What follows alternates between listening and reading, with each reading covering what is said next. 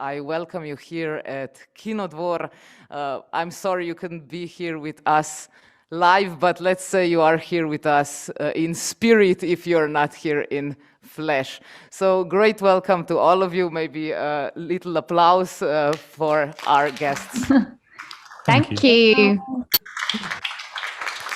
Thank you very much. Thank you.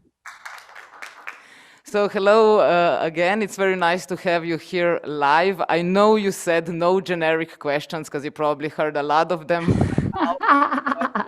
Lucy and Danielle, I need to ask you, since we saw that this first show had very few guests, how come you two found out where the show was? How come you decided you're gonna come to see this show? It was a bit of a fluke, really.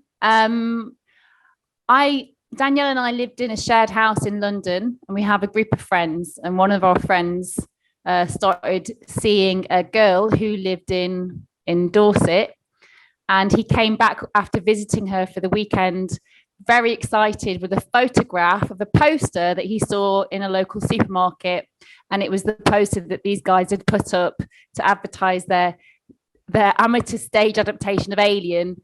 And our friend Andy was completely obsessed with it because he thought it was the most brilliant thing he'd ever seen. And the guys had created a blog. So in London, a group of kind of like musician, kind of hipster people were watching this blog of Luc and his community of amateur dramatics bus driving people rehearsing and communicating about their development of the show. And it just piqued our interest because their rehearsal footage was really like funny and endearing, and you could see that they were having a laugh, but you couldn't see anything of how they were going to achieve such an, a massive undertaking. We didn't see any costumes, we didn't see any special effects. The only thing we heard is that they had a smoke machine, and that's all we knew. So we just kept checking in on their blog to see if we could find any more information.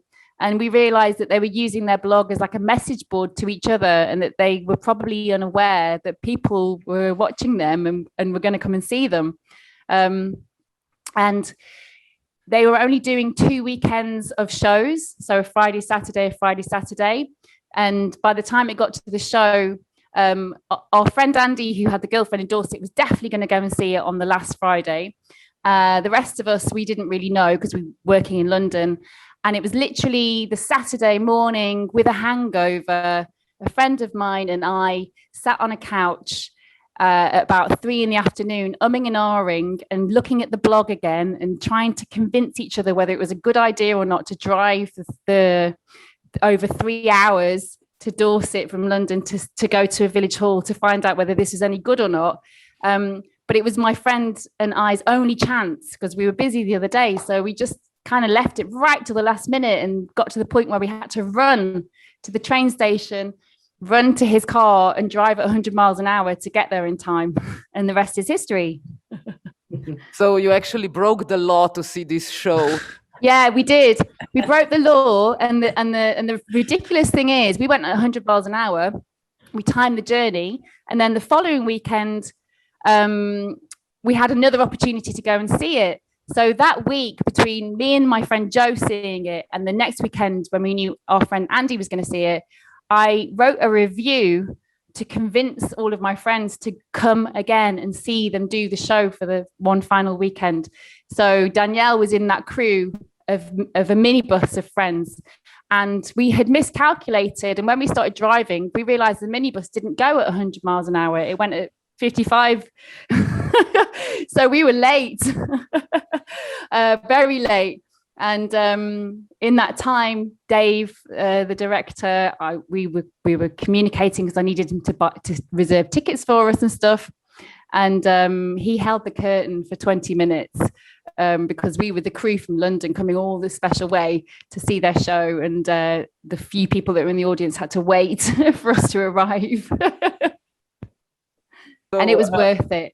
Luc, would you say that normal bus could drive 100 miles per hour since minibus obviously can't? I don't know. I'm not a bus driver. But I'm assuming maybe it could. Maybe.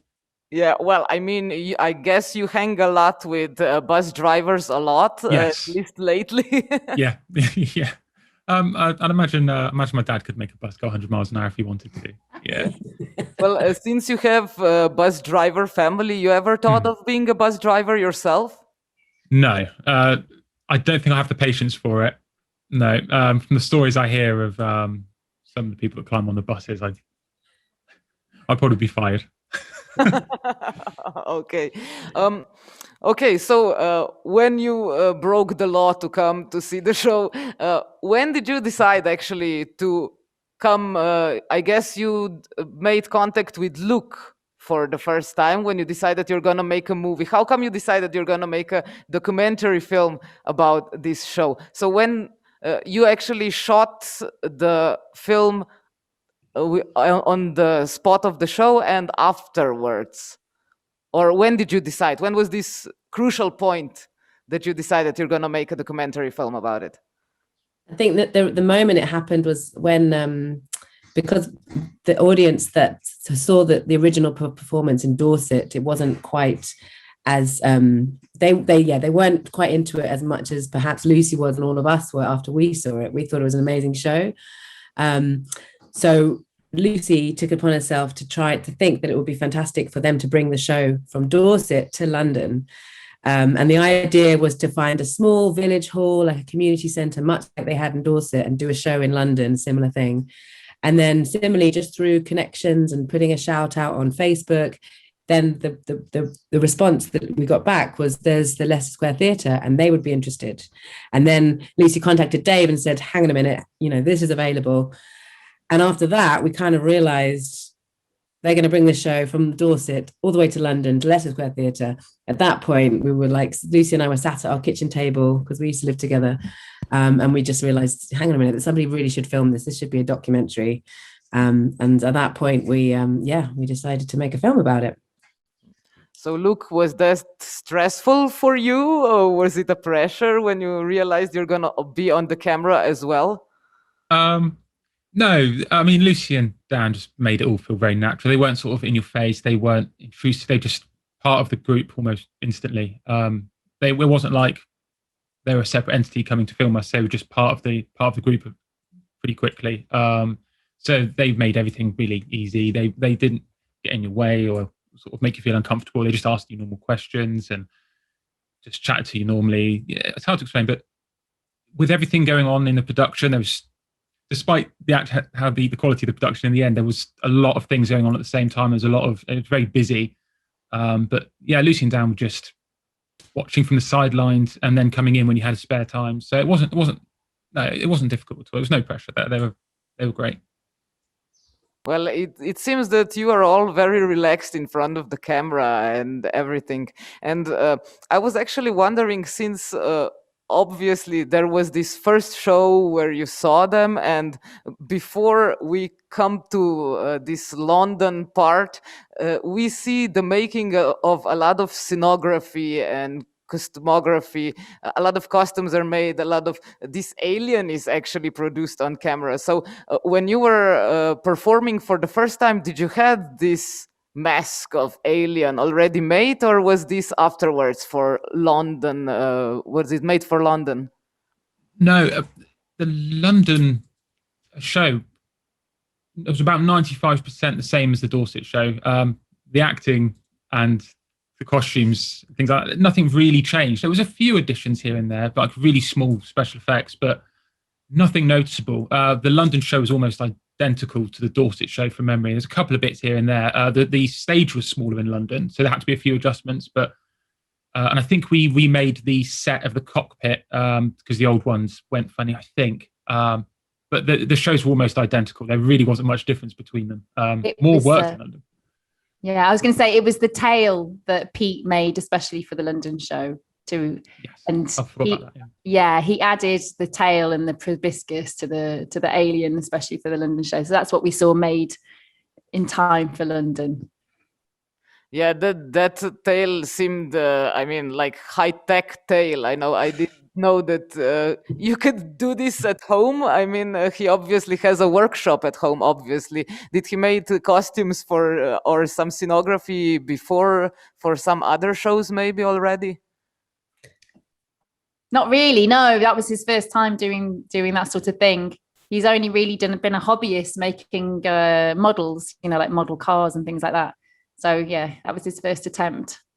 So from cars to Tales of an Alien, wow, that is quite a difference, I'd say. And I can also see the tale behind you at the moment. Look, what we see behind you is actually your poster, right? Yeah. That's Lucy and Dan's Alien on Stage documentary poster. Yeah. Yeah. Did you make that one? No. I think it was designer Scott, friend. Was it yours? Oh, was it? Sorry. Designer friend illustrated that because it's the unique scene from the show. So that image made the poster because when we were looking to what kind of poster we wanted, we realized what was unique about this is it was a West End theatre show. So with a little bit of research, we realized that all West End theatre shows was a silhouetted figure in action, at a high point during the performance. And we realized that in the film, we are the only people in the world who have an image of a xenomorph bowing to an audience like a professional thespian. So we use that as our iconic poster image to emulate the traditional West End posters and the silhouetted crowd like cheering and all that sort of thing. That is a standard West End trope. So that's why we got that there. Yeah, it's very nice. I was just very intrigued. It seemed that you were kind of surprised in London that when we see Alien bowing to the audience, it seems kind of funny, but it somehow seemed also that the actors weren't quite prepared that the show might come out as funny, not as maybe serious thriller. Was this really a shock, maybe a surprise? So a lot of the cast and crew, a lot of people went into the show for very different reasons, I think. I'd say about 40-50% of us had a love for Alien. So some people wanted to go in and make it as good as they can, wanted to act their best and try and portray the characters the best they could. Some of the other cast, I think, had more fun side of it, so they enjoyed their time doing it, but not so much on the dedication to the acting side of it. So I think the crew that went there for a little bit more of the fun side of it, they were having fun the whole time through. The other side who wanted to make the acting as good as possible, it was nerve-wracking the whole time because there's certain fans you don't want to upset. Star Trek fans, Star Wars fans, Alien fans, and I think a lot of the fear from some of us was that we were going to go there and upset the big fans by almost making a joke of Alien, and that was the big worry for some of us. But then when people actually started to enjoy it and love it, it went from being sort of a real because it was a passion project, and some of us were very kind of disappointed by how it turned out. But in the end, people actually enjoyed it so much that we were surprised, to say that. We were surprised that people enjoyed it. But we're glad they did. And we do wonder that if it hadn't turned out how it did, in hindsight, would it have been as warmly received? I don't know. So, we were surprised. Okay, so you didn't get any hate comments from Alien fans online or something? I was expecting it, but no, I was sort of sitting there thinking, we're gonna get like emails through saying, what have you done to Alien, why, but more not like a single adulation. Everybody, all the fans love it, and they love you guys so much. Yeah, it was crazy. It was like a proper Tommy Wiseau moment. Not a single negative comment as far as I know. I haven't seen one. It's been jarring. Yeah. There's only one cynical critic that wrote a very cynical article, and he's quite high profile. And I realize it's because every single other review before him was really high praise. And I think it's just his way is to kind of book the trend. So it's like, he's so cynical. You just couldn't see anything positive about what we were doing. So yeah, there's one cynic out there. I shielded everybody from that one. Oh. Well, this just sounds great. I hope you maybe some fan letters if we go on the positive side. Yeah, we've had some lovely fan letters. Okay. So I was also wondering during the show, obviously you you were enjoying it and people were enjoying it, but how was it with the whole organizing um, of the whole show? Since I believe people who drive buses have very tight schedules, and maybe it's hard to kind of connect the schedules and get some free time. Luc, was this hard, maybe even for your father, who seems like quite a military man? Yeah, so luckily, at the time, I mean, it couldn't have been any more lucky. My dad at the time, when he was working for the buses, he was the allocations officer. So he basically sorted everyone's timetables. He was in charge of all their timetables. So all the people who were employed by the bus company, my dad could change their timetables to fit with the rehearsals. Not all the time, but most of the time. So it's like having an inside man.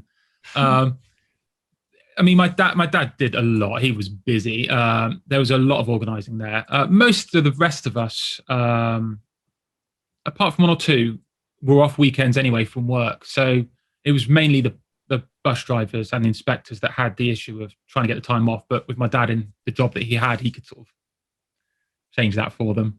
It wasn't too bad. The rest of the organisation was tough, but actually getting everyone to the rehearsals wasn't. It could have been a lot worse. Yeah, and like Carolyn and John, I'm pretty sure they were sitting on the buses in their breaks and on their stops, learning their lines while they sat on the bus. So it's pretty cool. So it's always the connections, they say. Oh yeah, yeah, definitely. Well, how was with the organization on your side? You shot with how many cameras? You shot yourself?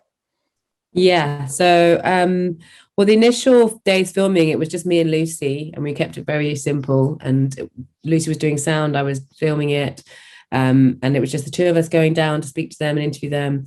And then, so that was fairly straightforward. And then the filming of the show itself, that's when things got a little bit more complicated. And that's when we had, I think, like maybe 5 cameras in the theatre. And we had like a GoPro on the alien, and we had, a couple cameras getting the audience and cameras around. But it was, it was a contained space. It was quite easy to set it all up and then work within it. It was quite fun. Yeah, when I was backstage, that was really good fun, kind of just trying not to get in the way and get good shots without ruining the show. And then also feeling horrifically nervous on behalf of everybody. I wasn't going on stage, but I remember just this feeling in my stomach of just being absolutely terrified, looking out and seeing 400 people in a room, and but it was a lot of adrenaline going around. Were you two also directed by the director of the show as well? I mean, he seemed like he had everything under control, but when he turned to the camera, he stopped being this serious guy, and he just became all this pleasant and everything. Maybe I just got this feeling, but he seems like a strict man, but kind as well. You got the same feeling, or were you directed as well as how you need to do your film? No.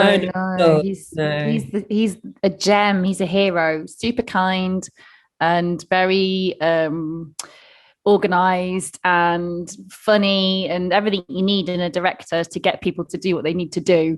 And I think it was quite a hard task for him. And as Luc said, he did more than be a director. He was doing everything. It was, the entire thing was in his mind. From booking the hotels, making sure everyone gets there, making sure everyone's got their costume, making sure the set gets built, the cues, the stage management. He was very overwhelmed with a lot of stuff, and he handled it incredibly well and was very patient with everybody, which was quite a testament to him.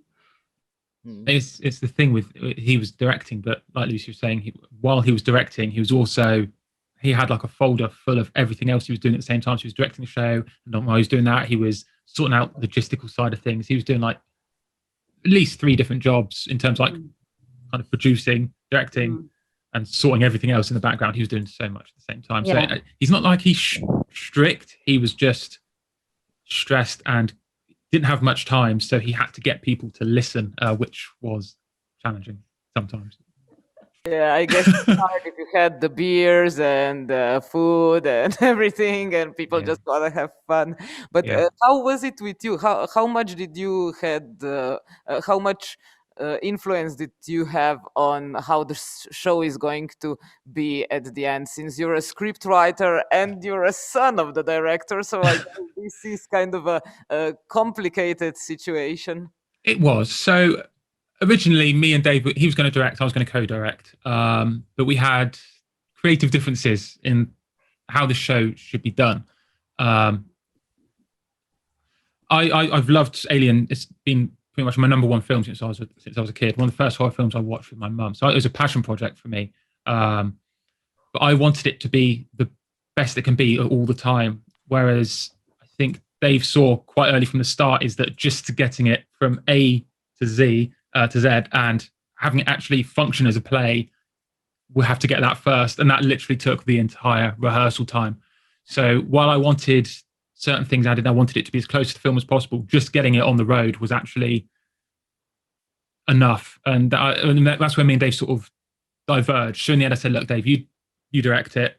I'm going to do my side of it, and we'll just try and get it to work. So I did sounds and costumes and things like that. I did as much as I could on my side. And then, we sort of we left each other to our jobs eventually after a little bit of a... You didn't argue at home, like where there was no cameras around? Oh, we did. Oh, yeah. Oh, yeah, we did. We had a couple of bust-ups, me and my dad, but we always do. We're very different, but we're very, very similar in some ways. But we have an argument about it. We have a bit of a shouting match, and then an hour later, we're texting each other saying sorry for being an idiot. It was stressful because Dave just wanted to get it working and functioning, but he was doing too much. Really, I wanted him to delegate, but he wanted to get everything done, and I don't blame him. And on the side, I was sort of sitting there thinking, we could add this in to make it a little bit closer to the film. So there were arguments, but it wasn't anything huge. We would make up an hour later. Okay, you can say now he's not here at the moment. No, we figured it out. We left each other to our jobs and to our roles in the show, and we just we trusted each other's creative roles in the show, and it worked. Yeah. Well, how were you happy with how the show was put on stage? Since you're a great fan of Alien, you maybe were saying some lies simultaneously with what happened on the stage. Did you put some real lines, the exact what was actually in the film, also in the scenario?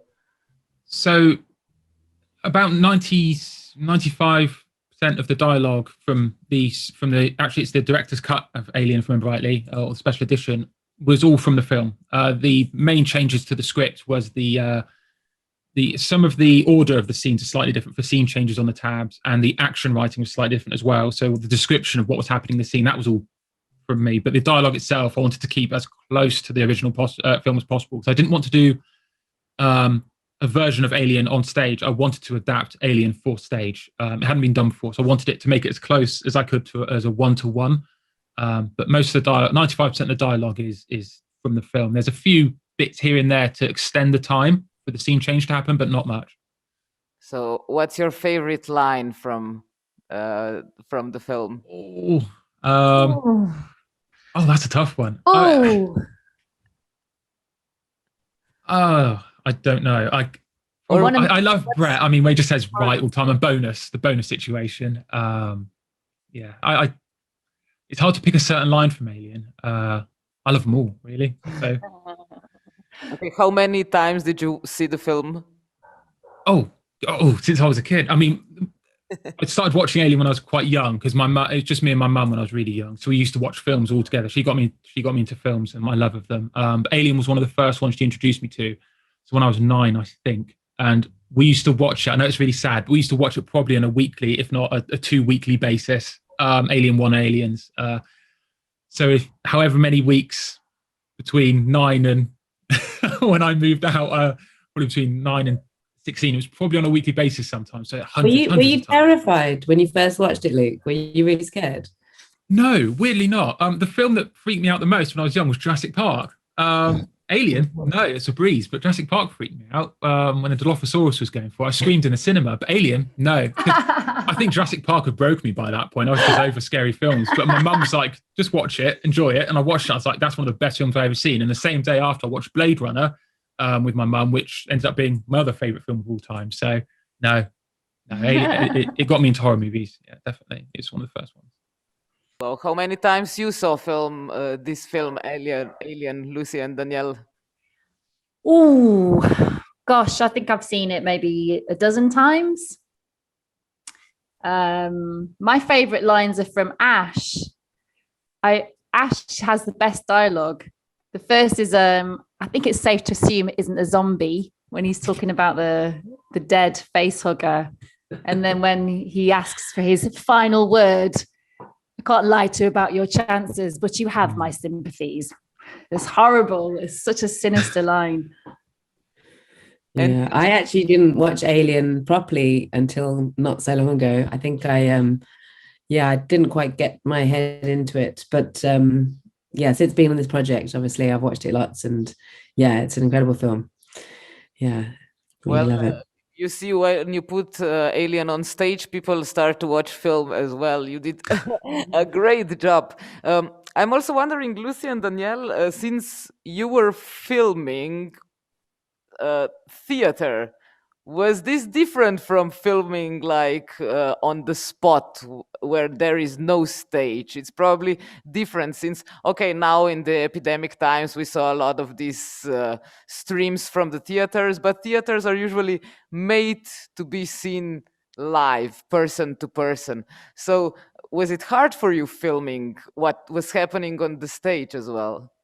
Not really. I mean, the main point was just to try and capture much of the atmosphere in the room, because I think we kind of knew it was going to be an amazing experience for everybody, like almost no matter what happened. So I think that's why I just wanted to make sure we got enough of the audience reactions and getting like the camera on the aliens to kind of get in that perspective. I think, it was a pretty straightforward thing to do once we kind of had everything in place and everybody there. And it was a lot of running around because it was quite an intense few hours. But it was, we had lots of great people helping out. So yeah, it kind of went fairly smoothly, I think. I mean, unless I blocked out a really stressful kind of crazy time, maybe. The whole documentary is a bit of a gift, really. I mean, it's all laid out in front of you, the story arc, the times, the places you need to be. You know, we don't have to wrangle to get people or to find information or to build the story. It's all laid out. We just followed the path. And in that sense, it's a very simple film to make, a very good first film. So a lot of people were helping you out. Did you help the guy who was Alien to sit down? I think he had some problems with sitting down while having this big tail on him. Yeah, that can't have been easy. I don't remember. I think he couldn't sit down. I think he just had to hover around. Yeah. Well, he was only the alien for the second half of the show. With the first half of the show, he was Kane. Yeah. So he only stood for a half of the show. Like time. Okay. Let me just check if there are some questions maybe in the audience. Ima kdo mogoče kakšno vprašanje za naše goste? Okay, if not, let me just continue asking you.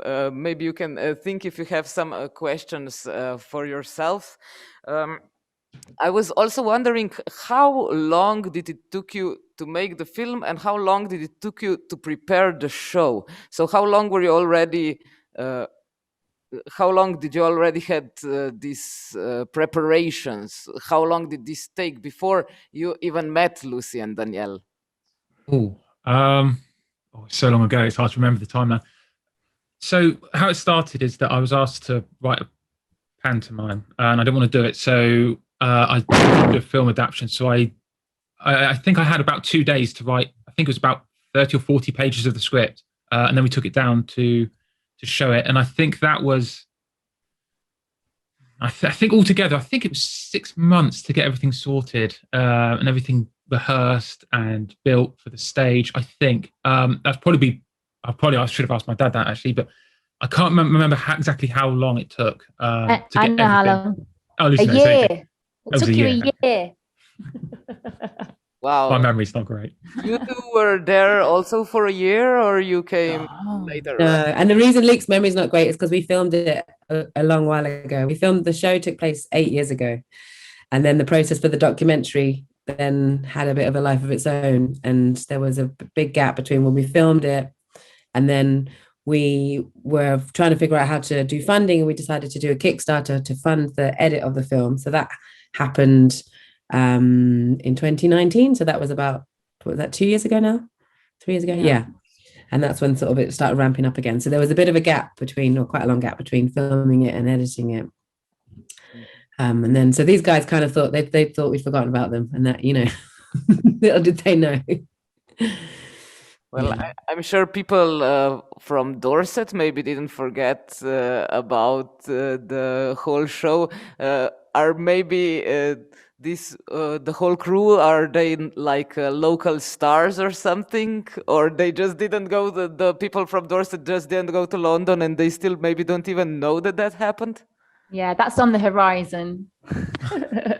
Yeah, we're having a homecoming. We've been having a lot of screenings around places, wonderful places like Slovenia, and we were in Russia last week, and San Francisco is coming up soon, and a few others. But then in a few months, we've got a special screening happening in Dorset at a film festival for the first time, because of lockdown, we haven't even had a cinema screening yet. So this is you're the closest we've had to a cinema screening. Seeing you guys in seats in an actual cinema is quite amazing for us. We haven't been in this actual cinema watching the film yet. So hopefully we'll get there soon. But yeah, after we've done in the next couple of months, we're going to have a bit of a homecoming to a little festival in Dorset. And hopefully, fingers crossed, if things don't go, hopefully we can have a lovely screening with everybody, which would be amazing. Also, with the COVID restrictions, you can put the whole crew in the theater by now. Yeah. Hopefully. I mean, it's in a few months, so who knows what's going to happen? Things, may change, but fingers crossed. Yeah. Yeah, we'll see. Well, I'm very eager to see how the people are gonna react, since 10 of them only saw the show in Dorset.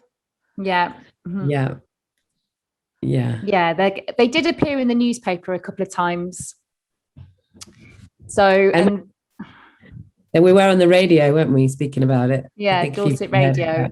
So the Dorset public are aware now, but they haven't had a chance to see it themselves. So we'll see what happens when it's public, when the film is actually being distributed. That's going to change things a little bit, because it's just been exclusive audiences in selected festivals around the world. It's still only a handful of people have seen it in relation to who could see it. Yeah. So are you maybe nervous, Luc, about having a screening in your hometown? Yeah, I mean, it's one of those things, because when the actual show happened, there was literally about 10 people in the seats.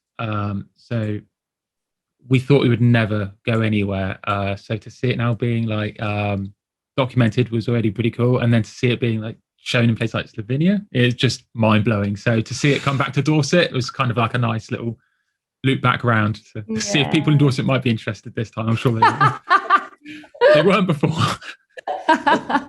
Yeah, I think we made the mistake of going to the town in Dorset to show this, to do the show, which had probably the most old school people. They had no interest in Alien whatsoever. But I thought maybe they might have done, sort of being the era that 1979. No, they just had no interest. They didn't care about Alien at all. They just had no interest. But hopefully now they will. Now it's blown up. So yeah, that'd be nice. There were like 70 years old coming to your first show, or what? Yeah, well, yeah, exactly. Yeah, pretty much. But the thought process we had when we did that was that they'd have been younger, middle-aged, around the era they might have been going out to see Alien when it first released. But I don't think they were.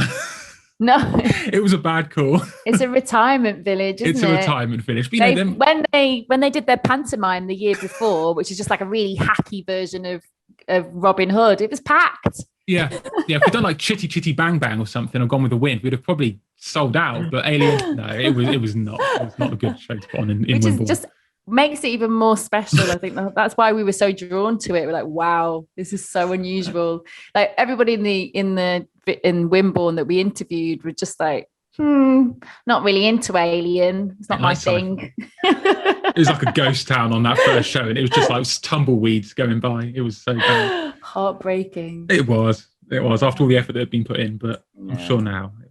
But if you had had an average turnout, maybe you wouldn't have been so propelled to make sure everyone got to see it. You know, if you did have 50 people in the audience and everyone's like, oh, that was good, and you got a little bit of praise, then there wouldn't have been that impetus to go, well, we have to fix this because everybody needs to see this. That's so true. you need to be grateful, equal and opposites, you know? Yeah, absolutely. Yeah, so true.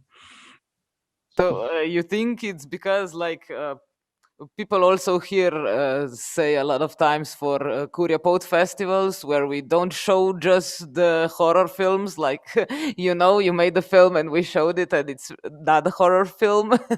But people say a lot of times that they just don't like horror films and everything that just smells like horror film, they just kind of avoid. Do you think the same thing happened with your show? It probably didn't help. I mean, Wimborne and horror don't go well together, and Wimborne and science fiction don't go well together. So when you've got sci-fi horror in Wimborne, it probably wasn't the best idea. Yeah. But no, it was an amazing idea. That's why we're here. Yeah. Well, Luc, did you write the scripts for the previous shows as well? No.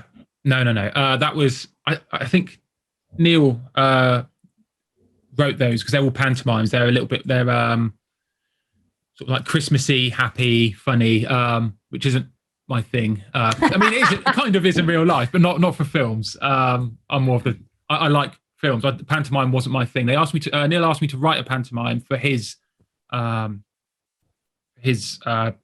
called Blue Moons. They do pantomimes, but I have no interest in doing that. So I said, I'm going to write a movie adaptation. Pantomime isn't my thing. This is the first thing I'd done for the actors. Well, I hope not the last one. Hopefully not. We've got a couple of other things we've hopefully planning on doing if time and funding. Oh, which ones? There's a couple I'm wanting to do myself. One is Solaris, the George Clooney film. I wanted to make a stage adaptation of that. It's like a sci-fi again, but it's more of a sci-fi romance. It's such a good film. It's very peaceful. The music is amazing. And the other film I'd like to do is an adaptation of Quentin Tarantino's Hateful Eight, because that, for the most part of the film, is all set in one room. And to have that on stage would be amazing, because a lot of the budget could be condensed into costumes, could be condensed into that one room. It's all character-based as well, so there's not many scene changes. So I'd love to do Hateful Eight, as long as we don't get sued. And you're planning to do this with the same crew? Some. I mean, I've said to them, I said, look, anyone who's in Alien who wants to do it, because feel free to come and do this one too. We'd love you, but this time we want to make it as serious as possible. We want to make it an adaptation. Try as hard as you can. And we're thinking of doing auditions as well, because we've had a few interest from a bit of interest from people who are new to acting or new to amateur dramatics, and they've shown a bit of interest. So we might do auditions as well. But for the most part, I think. Almost, not everyone, but almost everyone, if we do it again, will be coming back. Yeah. Hopefully. Okay, we got a question here online. One of our, a person from the audience is saying, thank you guys for being here, such a warm film. Do you know if Ridley Scott or Sigourney Weaver saw the show or the film? We don't know for sure. We had a couple of opportunities to maybe send them to various people who've said, oh, I know Ridley, I know Sigourney, and we've sent them, but nothing's come back. So maybe they saw it, maybe they didn't, maybe they didn't. So we're not sure. We're going to think positively that they somehow didn't see it. 3 degrees of separation. Maybe they saw it and loved it, but never got round to telling us. Maybe that's it as well. I need to actually email the woman who did send it to Sigourney Weaver, because I had to wait till I'd seen her film, because she watched our film and said how great it was, and then I had to wait to see her film, and I've watched it now. I need to message her, and I will follow that up and see what she said, because they're going to love it, obviously. Well, and we might have to follow up. We've got a connection to Ridley Scott's assistant, so we need to follow that one up as well and show him our film again. Okay, but it's not like you just wrote them an email, hey, we did this film. Not yet. We haven't yet. Maybe we should. Yeah, we're in a better position now to do that, I think. Yeah. Why are you in a bad position now? Can we say? I don't know. What position are you meaning? I don't know. We're in a better position in terms of it looks very likely that we're going to be able to distribute the film. So it's going to become, when it's in a festival, it's an art piece. But, if someone wants to buy it, then it's got to be legitimized. And it looks like we're quite close to being able to do that. So that puts us in a better position to go, hey, we exist. You can't ignore us. Well, maybe it's a great marketing idea, to promote the film or something. Yeah. You thought of sending them the film maybe, or invite them to the show? Yeah, well, we have tried through people. It's just finding connections, I don't think you can just write these people an email. You kind of need to find an in of someone who knows them, who has a contact. Otherwise, it probably will get missed. But yeah, we'll keep doing it until we get a response. Well, Luc, but would you want them to see the show? Oh yeah. I mean, before the dark and before the warm reception, before London, no, I would have. I'd have been a little bit worried about Ridley and Sigourney seeing Alien on stage. But after the show and after seeing the warm reception and seeing how people have realised that everyone tried and it's a passion project, I think they would understand that. And I think it'd be really cool now if they at least could see it and maybe acknowledge that super fans tried their best. Yeah, that'd be cool. I'd love it. I mean, if they turned up at a show, and I think I'd probably just pass out or something. But I can hope. Yeah. Yeah, well, that would be great. Let me just check if mogoče še kakšno vprašanje iz publike. Okay. Yes, I just needed to check. Hello? Yeah. Here. Uh-huh. I have an unresolved question. What happened to the most prolific bus driver from Dorset? How did his career path turn out? Is he now a bus driver still, or a mobile DJ? Captain Dallas. Yeah, Jason. Jason runs a pub now. He's a pub landlord. I think that takes up all of his time. Well, speaking about alternative futures, we have another question for Luc. Do you ever want to do an original script? If yes, if sky was the limit, what would it be? Good question. An original script for the stage, I'm not sure. I don't know for the stage because I've always all the scripts I've wrote since I was a teenager, since I was really quite young. I've always done it for film scripts. So this was really new for me, doing it on stage. It was totally different. I don't know what I would do as an original script for the stage. I mean, I'd like to do my own version of a Silent Hill film on stage. That's not an original story of Silent Hill because I love the setting, I love the theme. But I've never thought about writing an original script for stage, particularly. I'm more for film. You've written plenty of original scripts for film, though, haven't you? For film, oh yes, for film. Yeah, I've a sci-fi war film, probably like sort of Ender's Game and Star Wars, that sort of thing, or horror film. I've written a few horror films based around the occult. I quite enjoy that. I've written across lots of different genres really for film, but not for stage. I've never done it for stage really. So did you guys maybe ran into each other already before, maybe on some festivals or something? Who? Like Luc and Danielle and Lucy, did you know each other from before, or did you met now? No, we're all completely new to this. Yeah, we met for Dorset, didn't we, when you came down to see the show? Yeah. That's it. We're just old hands at talking about this now. We sound very seasoned and professional, like we've worked together for years, darling. But no, we. Well, you can meet us very much. Hey, Luc, can we see your films somewhere, maybe? Oh, I don't have any films, sadly. No, I've tried to write for a few years, but haven't successfully sold a script. But maybe one day, keep dreaming. Well, Yeah. now you know some film directors. Maybe you ever thought of joining together? Yeah, I'd be up for that. Do a little indie film? Pleasure. Absolutely. Well, okay, you have a year now till the next Kurja Polt festival, maybe a little less because we need to do the whole program and everything. But hey, contact us and maybe do something something new, right? Yeah, Nice. Why not? lovely. So, unfortunately, due to COVID restrictions, we will now soon need to leave this place. So I would all like to thank you. Maybe še kakšno vprašanje? Maybe some more questions. Also online, I give you like 1 minute to write it down if someone has maybe a question online.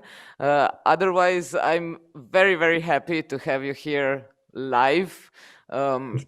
Hopefully, so when did you say you have the screening in Dorset for the first time? It's next week, right? October no. 31st. October, Halloween, yeah. Okay. Hey.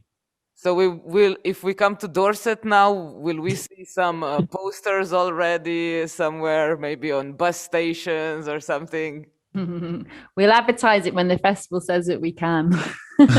Not yet. So it's a secret. Yeah. Yeah, it's not been announced yet. Let's Okay. see. Well, I hope the screening goes well, and I'm sure it will. I'm very glad you did the show and this film. I enjoyed it very much, and we are very happy to have you here at Kurja Polt Festival. I'm so sorry we couldn't meet in person, but hey, maybe on some festival in future years, right? That would be wonderful. Oh, that'd be nice. Yeah. Thank you so much for having us. Lovely Yeah, to be Yes, here. thank thank you. you. Thanks, guys. Thanks for watching. Thanks a lot. Yeah, thanks for watching. No. Thank you. Have a great trip home, right? Thank you. Take care, everyone. Thank you. Bye bye.